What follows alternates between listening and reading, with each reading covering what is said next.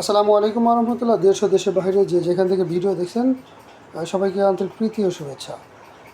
বন্ধুরা, আজকে আপনার সাথে শেয়ার করব, যেহেতু এর আগে মাদার কিভাবে পরিচর্যা করতে হয় সে বিষয়টি দেখালাম। এখন অবশ্যই লার্ভা কিভাবে পরিচর্যা করতে হয় সেই বিষয়টি দেখানো দরকার। কারণ লার্ভাকেও যদি আমরা সঠিকভাবে পরিচর্যা না করি সেক্ষেত্রে কিন্তু দেখা যাবে অনেক সময় আমাদের যেই কাঙ্ক্ষিত লার্ভা সেগুলো কিন্তু আমরা পাবো না, অনেক সময় অনেক ঝামেলা হয়ে যায়। সেজন্য আমাদেরকে অবশ্যই কীভাবে লার্ভা পরিচর্যা করতে হয় সেই বিষয়টা আমাদের জানতে হবে।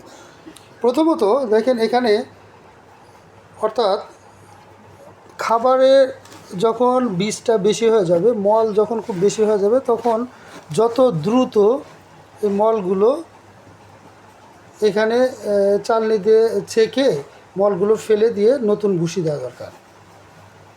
কারণ নতুন ভুসিতে যেভাবে ওরা নিঃশ্বাস নিতে পারবে, ঠিক এখানে যেই আছে, অর্থাৎ তাদের যে মল আছে এটার ভিতরে কিন্তু ওরা ওরকমভাবে পর্যাপ্ত পরিমাণ নিঃশ্বাস নিতে পারবে না। সেই জন্য ওদের চলাচলের জন্য এবং ওদের বাসস্থানটা সুন্দর করে দেওয়ার জন্য আপনারা যে কাজটা করবেন সেটা হলো চালনি দিয়ে এই যেই এদের মল রয়েছে সেগুলো ভালো করে ছেঁকে ফেলে দিয়ে নতুন করে আপনারা লার্ভা দিয়ে তার ভিতরে আবার ফের ভুসি দিবেন।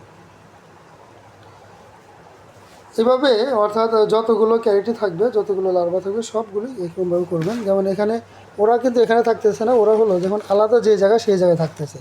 দেখেন এখানে তুলনামূলক এখানে কি আছে, এখানে বীজটা আছে, এখানে থাকছে না। ওরা এক কিনারাটা কিন্তু ওরা জমাট বাঁধছে, মানে ওদেরকে ওই জায়গাটা কিন্তু স্বাচ্ছন্দ্য মনে হচ্ছে, যার কারণে ওখানে গেছে। এই জন্য সবচেয়ে গুরুত্বপূর্ণ বিষয়টা হলো যে যখনই দেখা যাবে লার্ভার ভিতরে শুধু বীজটা, এর ভিতরে আর কোনো কিছু নাই, শুধু মল পড়ে আছে, কোনো কিছু, যেমন এই যেখানে শুধু দেখেন মল উঠে আছে, এর ভিতরে কিন্তু লার্ভাটা ভালো করে থাকতে পারে না, মানে শুধু বীজটা এখানে দেখা যাচ্ছে।